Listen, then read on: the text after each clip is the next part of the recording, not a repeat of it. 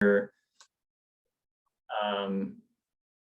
you, Joe. I just want everyone to know we are recording this. It'll be posted on our website after we are done here, probably tomorrow or the next day for folks who couldn't make it. I'm excited tonight. We've got two great speakers.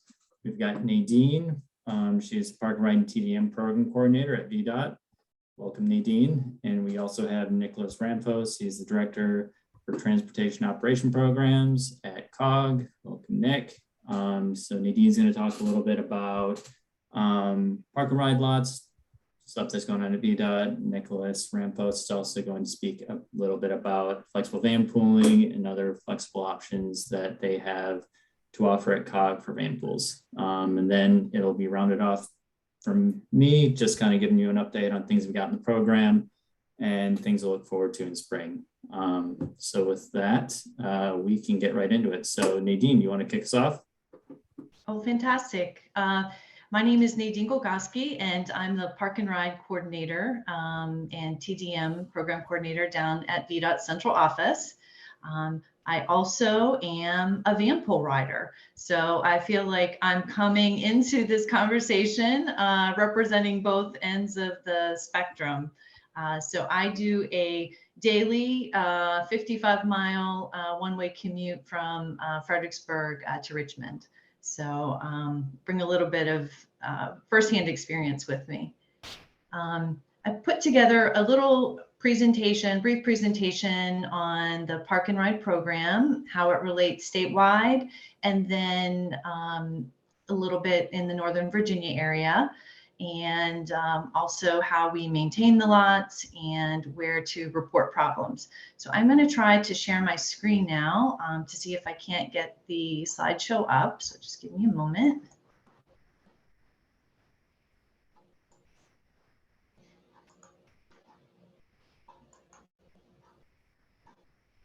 Okay, fantastic. Can everybody see the screen? Looks great. Okay, great. All right, so we'll just jump right in. Virginia's statewide park and ride program has over 300 lots throughout the Commonwealth of Virginia. There are about 210 publicly owned and maintained lots, which account for 75,000 available parking spaces. 90 are privately owned and maintained lots and account for roughly 11,000 available parking spaces. Currently, there are 60 park and ride lot additions and or expansions that are funded over the next 5 years, with approximately 19,000 additional spaces planned. This is a map of VDOT's park and ride locations. This can be found on our website. The address is located at the bottom of the screen. If you select any one of the park and ride icons, it takes you to an information box which contains specific information related to that park and ride lot. The example here is the Horner Road commuter lot in Prince William County.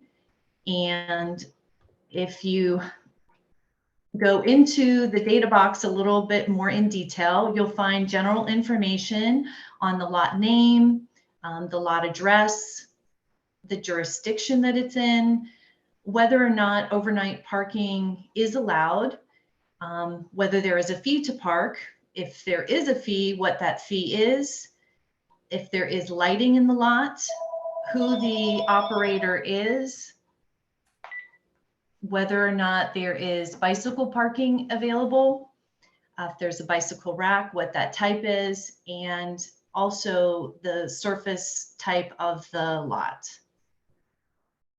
There's also information on multimodal connections, whether or not there are sidewalk connections, bike lanes, or shared use connections, bike share stations nearby, if there are designated slugging, carpool, or kiss and ride areas at this particular park and ride lot, if transit service is provided, if there's a transit shelter in the lot, and if transit is provided, we try to give a listing of the transit routes that are available.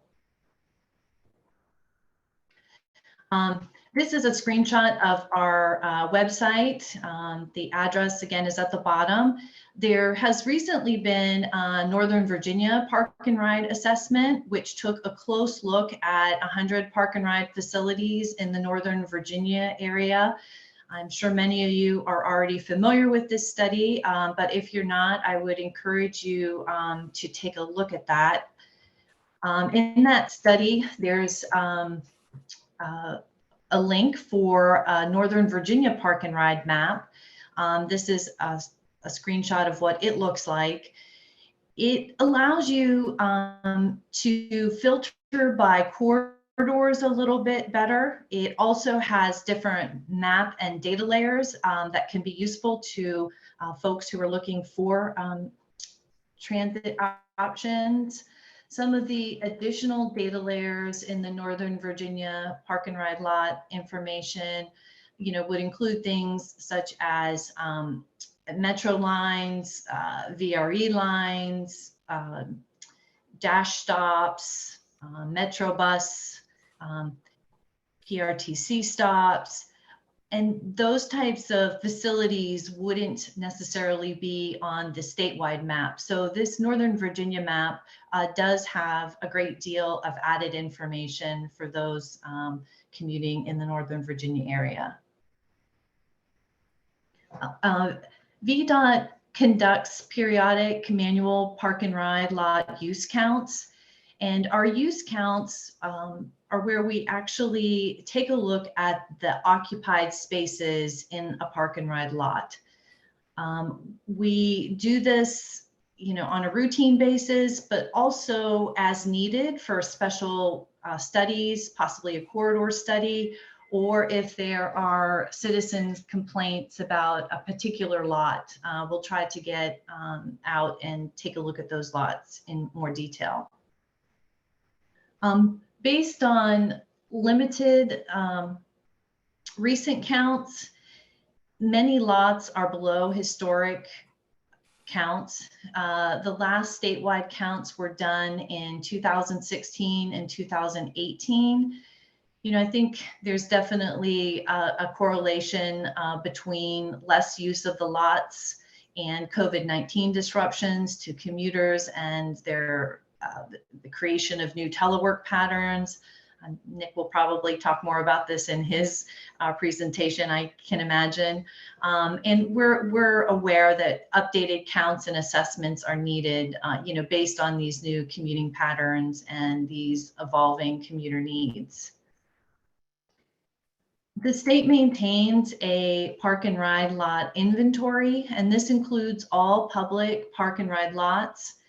Like I mentioned in the previous slide, the last statewide inventories were conducted in 2016 and 2018. The 2020 inventory was cut short due to COVID, but there is some good information from 2021 for Nova and the Fredericksburg area through the Northern Virginia Park and Ride assessment, which I just shared with you. We are gearing up to do a statewide park and ride lot conditions assessment. And this is really a top to bottom inspection of all the park and ride lots. We're looking at parking, obviously, the number of vehicle parking spaces, bicycle parking, whether or not parking costs are associated with a certain park and ride lot. We're also looking at lot access, whether there are transit routes that come into the lots, whether there is enough room for bus circulation, if there are designated carpooling, vanpooling areas, if there are kiss and ride or slugging areas, and whether all ADA access is available and in compliance. We also note any lot amenities such as signage, lighting. We look at security, shelters, whether there's seating in the shelters, if there are any EV charging stations, the number and placement of trash receptacles, and whether or not there's any marketing possibly for vanpool operators or carpool operators, or if the park and ride lot itself is actually signed appropriately and easily for people to recognize it.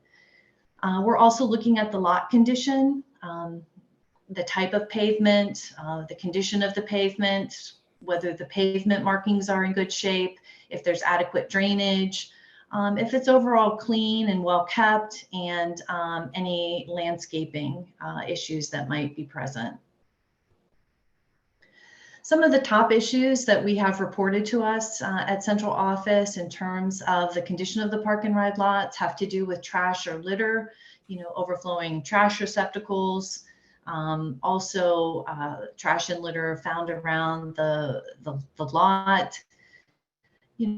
There's loitering, if there's tractor trailer parking, whether there is commercial or private equipment storage. We do find that quite a bit. Whether or not there are any park and ride lot lighting issues, if there are any lights that are out or lights that have been damaged that need to be repaired, or if there are any park and ride lot signage issues. For instance, if the handicap signs have been compromised or taken down, find ways to get those restored as quickly as possible. If you are aware of any issues at park and ride lots, we really would encourage you to contact us via the VDOT website.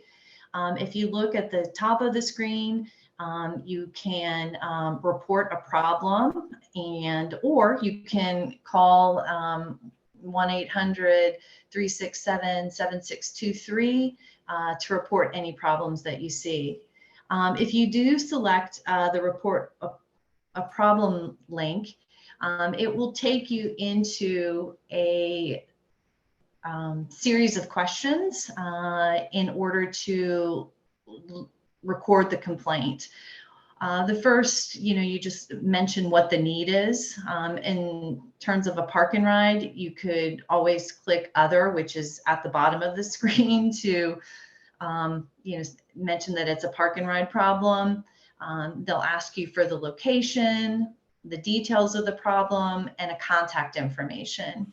And then once this is recorded in VDOT system, someone will get back with you about the issue and how it's being handled and when it's resolved. But we do encourage folks, if they know of problems, to communicate them to us in one of these ways. Again, those ways are through our VDOT Customer Service Center forms, to make a phone call, or I've listed my email on there as well. You can send me an email and I can reach out to the districts to get the problem addressed. And then I've just listed at the end here my contact information down in the Transportation and Mobility Planning Division at VDOT's central office. So I'm happy to answer any questions you may have, or any issues you'd like to bring up. Ben, are you cool with doing questions like now? Yeah, Sure. for sure. Okay. First off, thank you, Nadine. I think that was great information. Certainly interesting and relevant, because without park and ride lots, it's pretty hard to do van pooling. It's also pretty cool that you're a van pooler yourself, so you're kind of, intimately aware of what's kind of necessary to make everything kind of go smoothly there. So that's great. I've got some questions, but I think I'll let folks go first, and we'll see where we go. And if no one hits on my questions, we'll finish up there. Anyone have any questions for Nadine? I do, but I'm not sure I count. I think you count. Okay, great. Well, I'm counting. I'll try to field a question. I'm jumping in. All right. So one, you were clicking on all of that like additional metadata that you have for the park and ride lots, particularly in Northern Virginia, and you're listing transit routes and this, that, and the other, all of which is, chef's kiss, fantastic. What would be the possibility of you being able to say, okay, well, Van Busters, ABS Vans, Enterprise, they all operate van pools out of this lot as well, and like you can You can not maybe route specific, but you could click through to that particular vendor's website. So it's not just bus information. Is it possible to kind of put that metadata in there as well as we're going forwards? In the Northern Virginia Yes. map, I don't know, but I can definitely look into that to find out. This study was completed just a little bit ago, but I can definitely inquire about that. Okay, yeah, that would be great. I mean, I figured I can see why it would be challenging, but I figured if you don't ask, you don't get. And the other thing I'll just say, 2 words: catalytic converters. Wow. Because I'm sure that Linda, I know, is on the phone, is thinking about it, and maybe Sharon Arrington as well. Like, what if you could speak a little bit to, how VDOT patrols these lots, not VDOT, how the state police patrols these lots, what they should do if they are noticing, a lot of problems in this specific areas, who they should call, what they can do about it, what they can't do about it, that type of thing. Well, so all of the lots are under different types of ownership. So I guess it really depends on the specific lot and what jurisdiction it's in, who patrols the lots, and how regularly they patrol them. I know that the catalytic converters are a major issue in Northern Virginia in general. However, can you guys tell me a little bit more about how they're impacting the Vanpool community? And have there been a lot of thefts from park and ride lots? This is Jenny Arbitrario. My catalytic converter was stolen this weekend in one of my vans. So, and my mechanic told me that that's a hot item. Those are a gas tank theft. Those are 2 hot items that they get reports to, and it's so sad. What lot was that? Yeah. I'm sorry? My question was, what lot was your van parked in? Over in Stafford. This is one by it's called South Stafford Mine Road. That's where I parked my van, and I used it as a backup van. Just the other van doesn't work, so I parked it there, and we started every weekend. But this weekend when we started, it just let off a roaring sound, like, oh my God, the muffler's going off, but it's not. So we contacted the mechanic, and he said, came over and looked at it. It says, I have a sense that the catalytic converter is missing. So I went under the van, and sure enough, it's gone. It was gone. Now, when you discovered that, did you file a police report? Yes, I did. I did file a police report. Then, of course. Good. I guess I'm just trying to see, because we don't routinely get the information from the police reports. I wonder what a good feedback mechanism would be to get that information back to VDOT. Do you guys have any suggestion? Because I'm not even sure, and maybe you can inform me, how big of an issue it is for your community of Vanpool operators. I'll put my hand up for everyone. I will send out a very brief 1-question survey. Have you had your catalytic converter stolen in 2022? And you can tell me which lot, how many, and I can pass that on to Nadine, because it is a problem that we get mentioned to us quite a bit. And if that, having 1 catalytic converter is, kind of expensive to replace, but the new Ford Transits have 2. And so you are getting kind of doubly hit for 1 van, which isn't great. And I think that would be a good jumping off point for us to kind of see just how big this problem is. Because I think you kind of hit the nail on the head right there, Nadine. Like, a lot of people do tell the police about this, but that doesn't necessarily make its way back to you guys. And so there's, you don't know what you don't know. You're not getting hard numbers around that, and I think if we can do a better job of maybe shedding some light on this, we can get more attention put on some of these lots where they tend to have the bigger problems. I'll just call on a couple of people. I mean, Van Busters, you want to chime in, or HPT Van, Sharon? Can everybody hear me? This is Linda. Hey, Linda. So Nadine, to answer your question, there is an impact. First and foremost, I would say supply and demand, because when I had mine stolen, they told me it would be probably 2 weeks before they could, replace my catalytic converter. And although that the insurance does cover it all with the exception of the $500, I mean, that's profit lost. And I've had catalytic converters stolen from several lots, 610, 17, 208, and Horner Road. Wow, okay. But not just catalytic converters. They're stealing my tires. They're cutting them off underneath, especially on the Fords. They cut the chain, and that's quite expensive. You're talking $1,500 to fix that cable and then the spare tire. So I hideously painted them all underneath so that when they crawl up underneath, they're looking at an orange or neon green tire. And I don't care what it looks like, but it does deter them to an extent. They're stealing license plates. They're popping open the latch and they're stealing my batteries. It's crazy. But one thing I have here, I live in Stafford. There's a crime report that is put out by Stafford County Police, which I really like because it does shine the light on things that are happening within the area.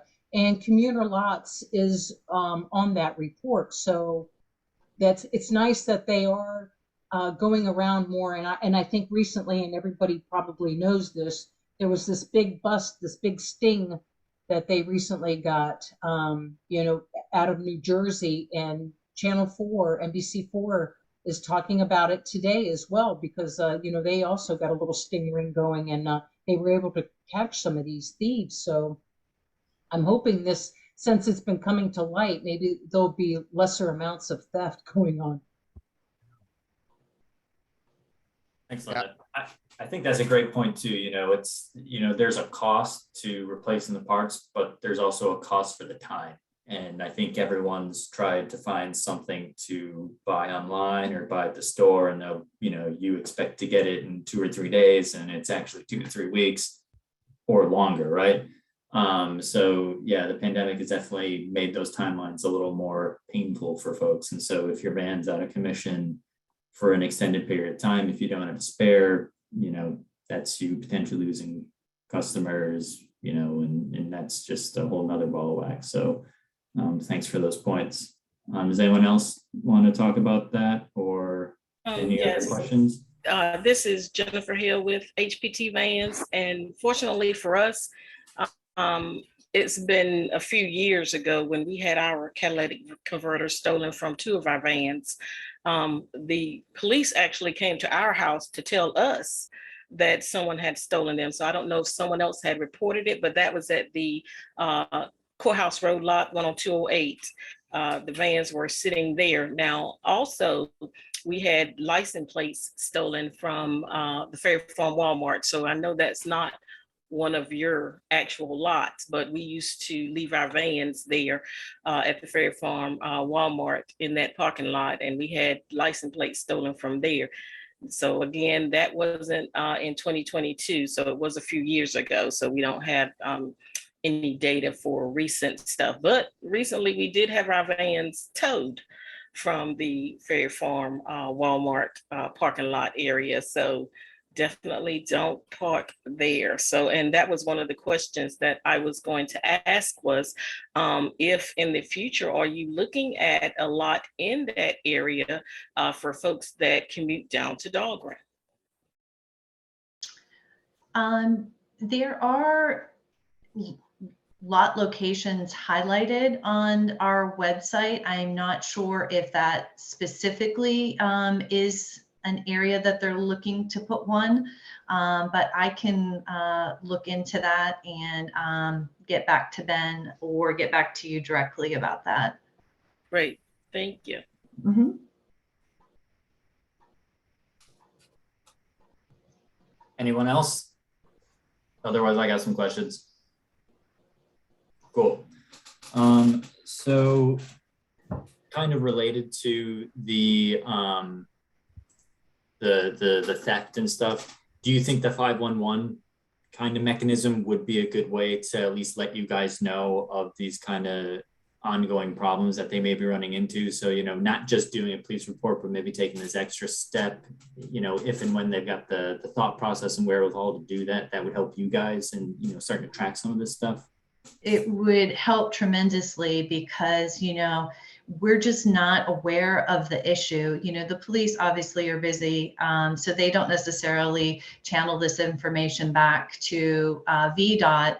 So without it being reported to the VDOT customer service center, we don't have any mechanism to follow up on the park and ride lots. And that is something we can definitely you know, be doing if we know where these things are happening. I'm taking some notes, and I mean, you guys have rattled through quite a list here of lot locations that they've had the vans targeted, and so we would definitely be willing to you know, follow through with local law enforcement and just have some conversations about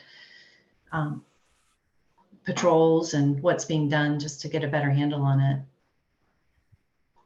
Awesome. I think my other question for you would be, you know, you're talking about maybe starting doing these inventories again. And is there, you know, and we can talk offline if you prefer that, I'm totally fine with that. You know, is there a place for maybe someone like Vanpool Alliance or maybe Vanpool operators when you're doing this inventory to talk about, you know, whilst you're going through these lots and physically looking at all this stuff, you know, is there something that a Vanpool operator might think is, you know, a valid thing to maybe quantitate or qualitate in these inventories that maybe we're missing?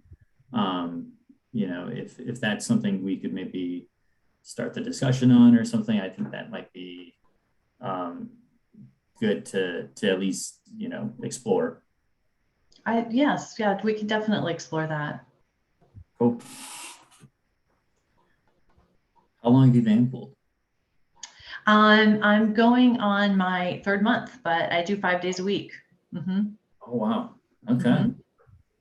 So Cool. I feel like I've probably not experienced it all, but definitely have a good sense of what you guys are up against. Yeah, and I mean, I can't be quiet anymore. So this whole thing, hearing Linda and, you know, Jenny talking about, you know, issues with gas tanks and painting tires neon green and all this stuff seems to go in really irritating cycles, right? That seem to be, you know, brought about by stress in the economy or this, that, and the other. I mean, I remember, you know, 10, 15 years ago, we had like 400 hubcaps stolen. I worked in the private sector for Vanpool VPSI at the time. And for some reason, the Ford Econoline hubcaps are like $80 each, right? And because they say Ford on them, and they stole like 400 hubcaps off the vans. Now that's just a minor inconvenience. Some people say the wheels look better with steel wheels, but the problem with the catalytic converter is, I mean, it sounds like a NASCAR. You can't drive that thing. You got fumes going up into the cabin. You know, you have people passing out as they're driving down the road. So it's a major problem. And I know that sometimes we were successful in getting the state police. They'll do, oh yeah, we'll do a couple more drive-throughs. And it never really seems to move the needle. And just about the only thing we could ever recommend to anyone was, you know, I forget the lady's name from HPT Vans, but we'd recommend going parking at a Walmart or something like that, because they do have surveillance cameras there. But then, of course, you run the problem of, you know, they're going to surveil you parking your Vanpool there and tow it away. So then you have a whole different other problem. But it is, if at some point, you know, VDOT maybe would put up I don't know, like one token camera at the front of the lot and then say this thing is under video surveillance, even though a lot of it, of course, wouldn't be. Maybe that would have a positive effect on these types of problems, because vanpools are just so exposed, because they They're are very- there at weekends like big giant white piggy banks waiting to be raided for their expensive catalytic converters, and it's a shame. True. Well, This is Sharon. I'm sorry. Go ahead. I don't know if there is any commuter lots down in Chester, but I know there are ones in Richmond because I've used to take one, but I would not park my van there. So it's not safe and it's dark, so I won't leave my van. What I do is basically do a partnership. My vans are parked at Wawa, which is 5 minutes from my house. So I go in and I speak to the manager and say, hey, I'm going to gas up every day here and stuff. So can my vans park? And they'll tell me where to park. And that's safe. I feel safer there. But I will not park in a commuter lot anyone around Richmond, and it's nor even Walmart, because to me, it's just not safe. I don't know if there is any commuter lot in Chester. So maybe I'm gonna look on your site to see if there's anyone close to me, but I've never found one in Chester, because sometimes, you park at Walmart, or I used to park at Sheets, and then they said, oh no, 2 vans are parking there. So then you have 20 cars. They're like, no, we can't take so many cars. So then we have to move. You got to find somewhere else. So it would be good if there's a commuter parking lot in Chester, because there's a bunch of people that live in Chester that work in DC. That's my Thanks for concern.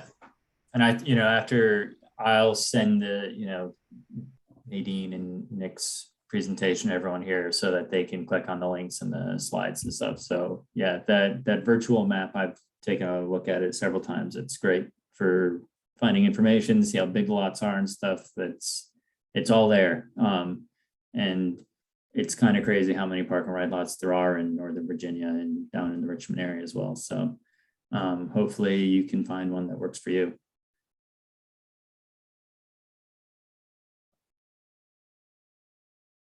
Any questions for Nadine, or are we going to move on? Yeah, this is Jenny. Why can VDOT provide us or provide cameras for the commuter lot? I mean, is it that expensive, to invest on a camera? I mean, for safety, for everybody's safety.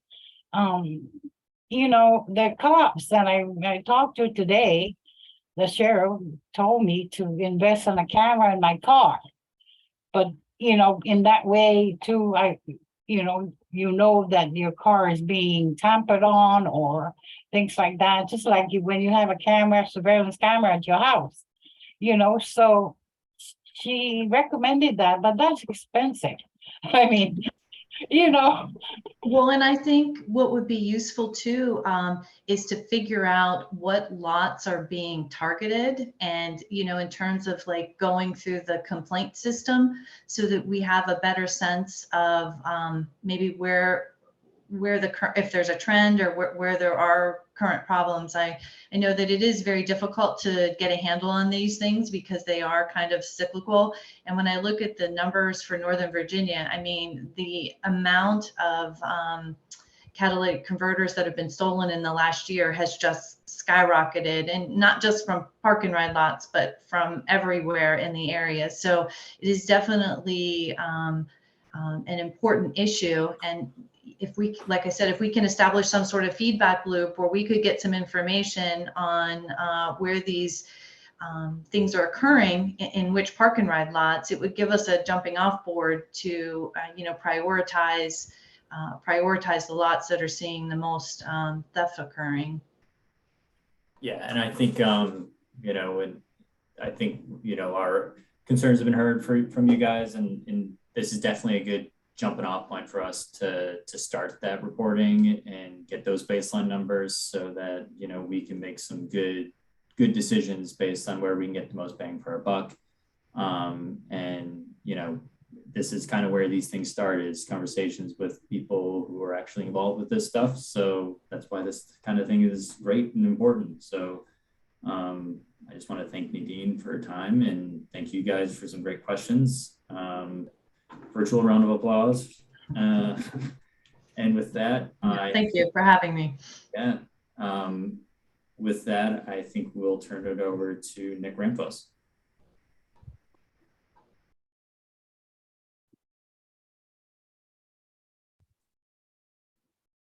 Hey, can you guys hear me? Perfectly. Okay, I'm going to share my screen.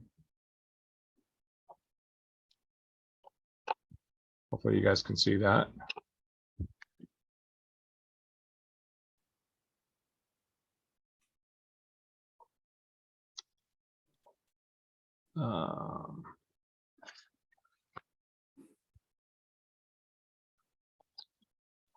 Hey. Yeah, for me, it says that you started screen sharing, but all I see is that message. Yeah, it's fine. It's still fine for us.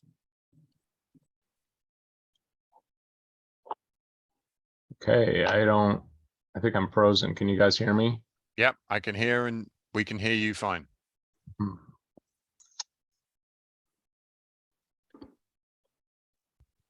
Okay. I think that just, There you go. I don't know what happened there, but okay.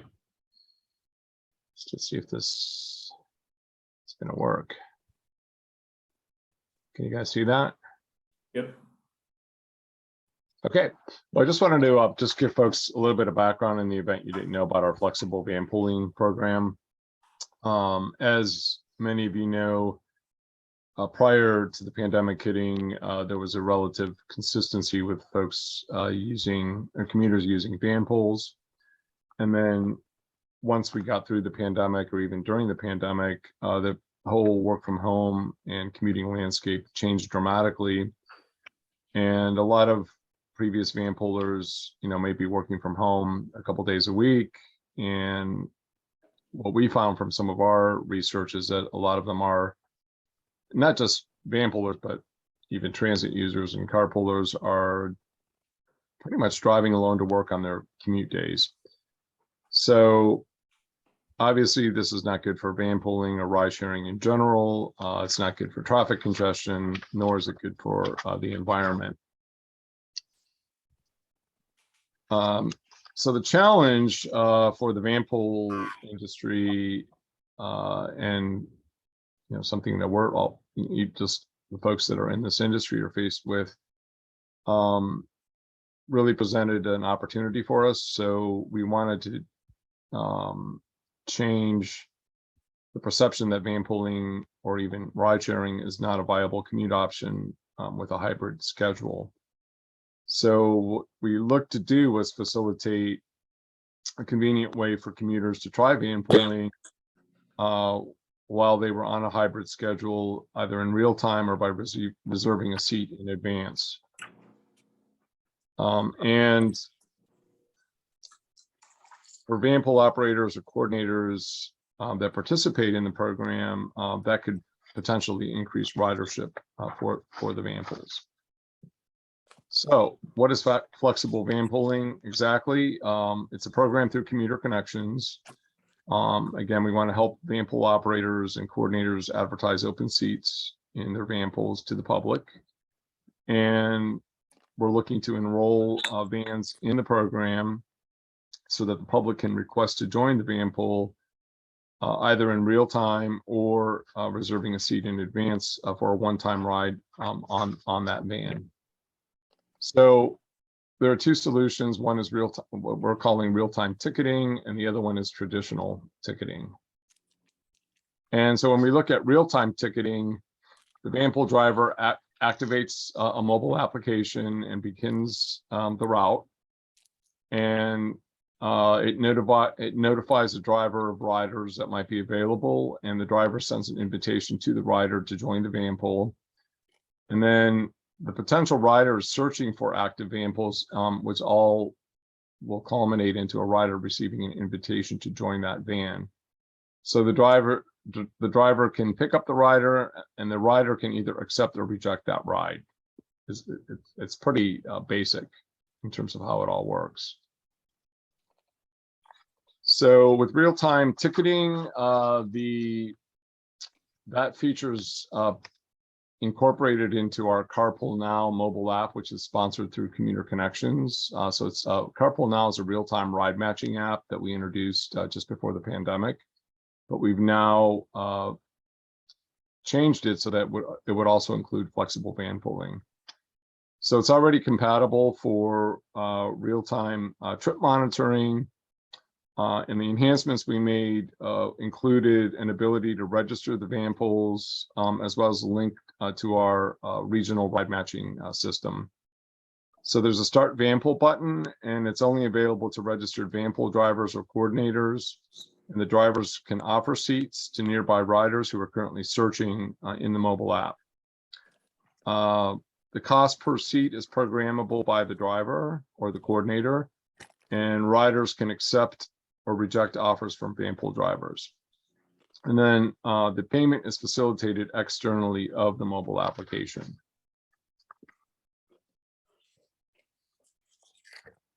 The Vanpool coordinator or passenger, as I said earlier, starts the Vanpool trip just like a carpool, and the system will automatically identify if the user's account is associated with the Vanpool upon login, and it'll present the user with a single button to start their Vanpool trip. And potential riders can request the Vanpool stop to pick them up in real time, and contact information would be shared at that point. So in terms of what the Vanpool driver would see, the system is going to identify if the user's account, again, is associated with the Vanpool. And this is pretty much what it looks like after the trip gets started. And then this is what the Vanpool rider screen looks like. Okay, so that was for the real-time portion of it. We also have traditional ticketing. And this is essentially is an enhancement within our traditional ride matching system. And there's a new generic Vanpool operator role that allows operators to program Vanpool routes into the database, and those will appear on a ride match search. That includes customizable stops, seat availability and fare, and a single operator can create and manage multiple routes. Potential riders can also request to book a seat on the van and specify which date, stop, and route. So whether it's inbound or outbound. And the driver coordinators are notified 24 hours in advance. And then again, payment is facilitated outside of the system. So there is a cross functionality with Carpool Now, and it'll list the Vanpool route with transit routes upon, I'd say, about a 10-minute prompt. So in terms of payments, upon reserving the invitation to join the van, the rider is going to get a confirmation screen, which looks kind of like what you see right here. And then there would be an external solution such as PayPal, Venmo, or maybe a web payment portal that can be used to facilitate payment. We do have an FAQ that's available, and on that there is background information, how to enroll. There's no cost for this. It's a free service. So we're providing it for the entire region. And you can also update, or if you want to remove a Vanpool, that's their capabilities for that. And then it also shows you what the public will see and how a commuter would request that ride, as well as payment facilitation. There'd be a free trial period as well. You know, we also suggest adding ride caps if you want, so that, you know, eventually maybe that rider would become a permanent passenger. And then there's also a sample table. And with that, I'll be happy to answer any questions.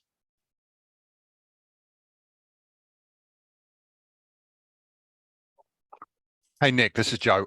So with the payment you say is facilitated externally, I guess through either Venmo or PayPal, whatever they want to do, is that required to be tracked, or is that just basically between the passenger and the provider, and COG really doesn't need to know anything about that? Yeah, it's really between the passenger and the provider. All we'll do is if the operator tells us, hey, this is how I want to get my payment, we'll program that into, in with the operator's profile. So this way, when the commuter goes to, use that service, that's what they'll have to use, and then it'll go directly to the operator. Okay, thank you. Hey, Nick, this is a question I think that might help folks kind of, connect the dots a little bit, but, should they be working with their local TDM provider, like their Holly Morello's, their Lee Andersons, when they're looking to set up their routes and stuff and get it functionality, that kind of maybe more of like the ride matching, not quite real-time ticketing, just kind of dabble their feet in this. Cause I know a lot of folks have, they go to Lee, they go to Holly for ride match lists and stuff. And that's coming from your database and your commuter connections program, which I don't think maybe some people put together. Yeah, and so you're absolutely right for that, because Holly and Lee are they have administrative rights into the database. They can actually go in and add the vans, and we actually had a training session on this as well. So if that works better for folks, that's certainly advisable, and they could work directly with the rideshare agencies to do that.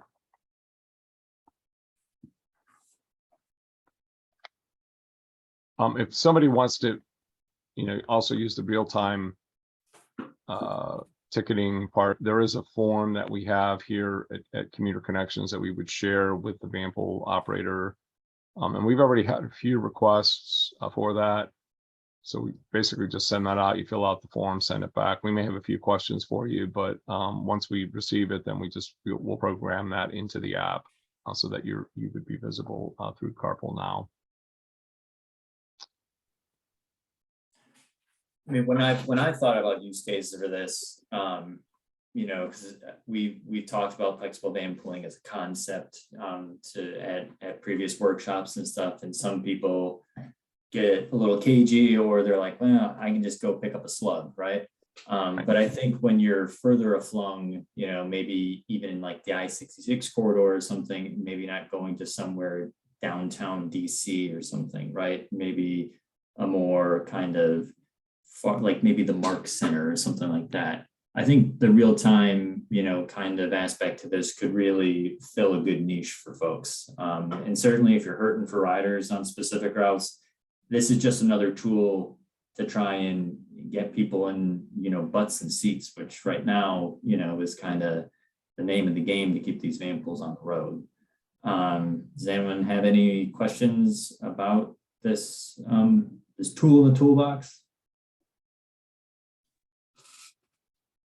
I think I'd like to go ahead and add that there are a number of companies out there offering this exact same service, but they're going to charge you a lot. So I really appreciate that Commuter Connections got on the ball and developed something that they could offer you free of charge. So that was very nice. Thank you, Nick. Yeah, and I will also say that we had a really great working group to put this all together, so we appreciate all the feedback.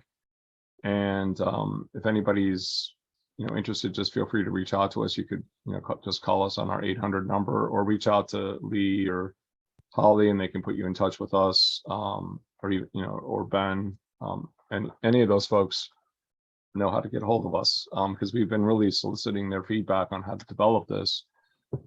So we're pretty excited about it. We just introduced it, and so it is fairly new. So, if you're not sure about it or you have questions, feel free to call us. We have a whole team of folks here that have been working on it, and we're big supporters of van pooling, just in general, just because we feel that it's a really effective way to reduce traffic congestion in the region.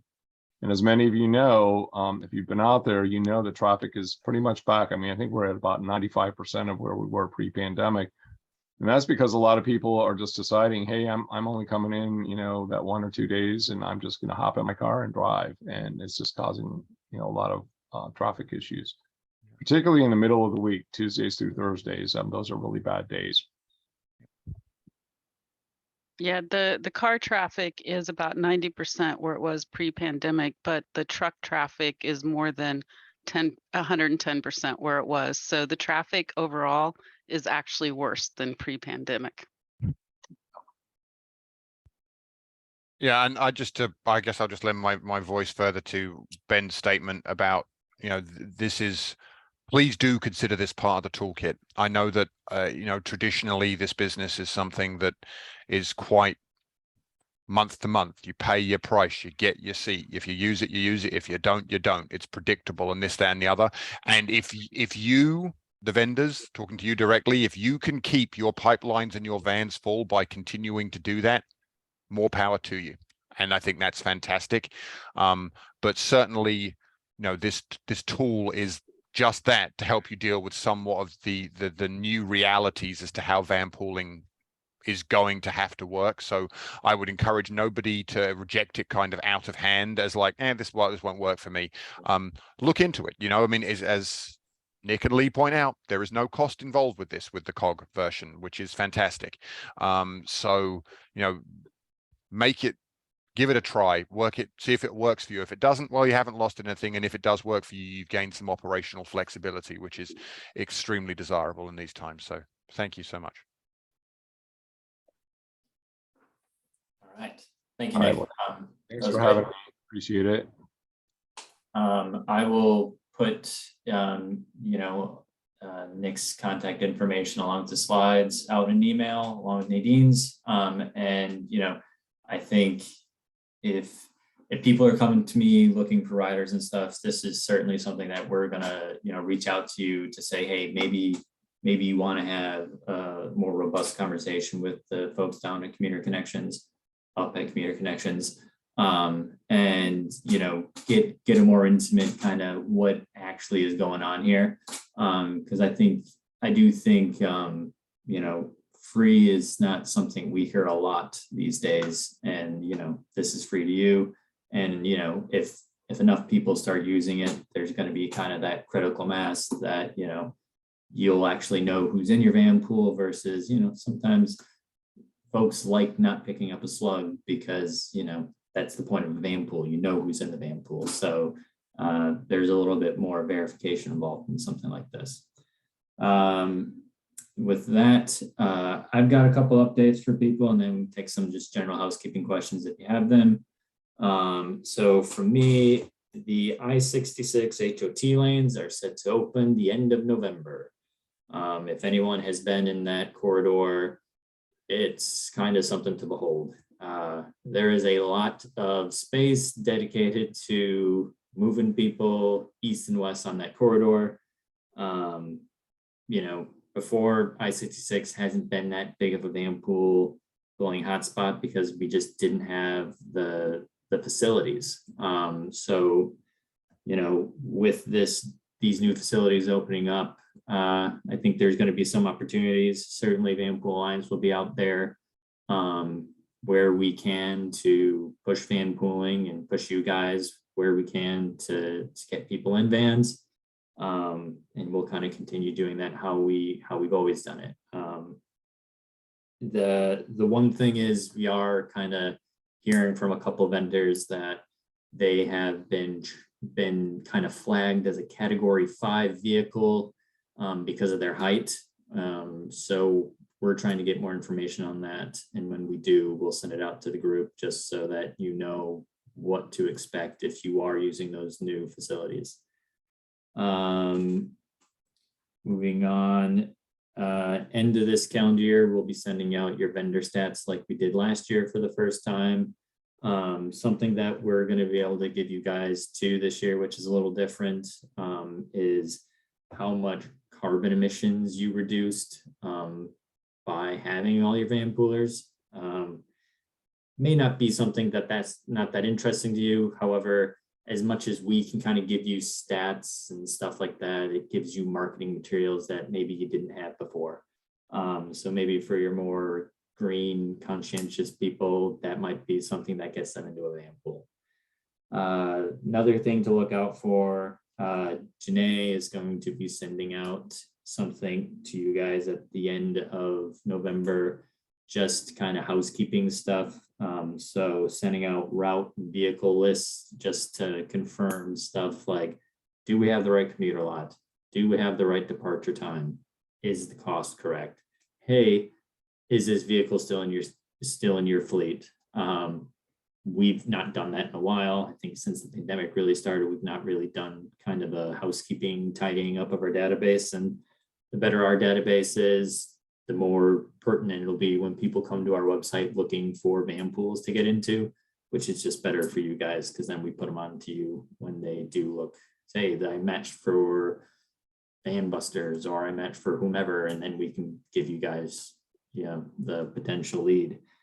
And then the other thing, and lastly, is GWRC will be having a spring van pool workshop, kind of like they had a couple months ago. So Lee, I don't know if you have a date specifically for that, but I did say I would plug it. So plug indeed. We're looking at the end of February or the beginning of March. We don't have a specific date yet, but we do have that time frame. So end of February, beginning of March. If you all have a preference, please let us know now before we pick that date. But we are looking at maybe being tech focused this time. If you have something you want to talk about, also let us know. And I'm sure that we will be talking about the commuter connections, flexible van pooling at this as well. Cool beans. Does anyone have any questions?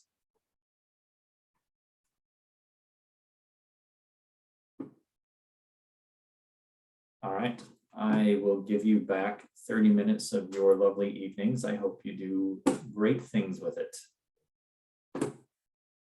Thanks for coming, everyone. Thank you, Ben. Nadine and Nick. That was great.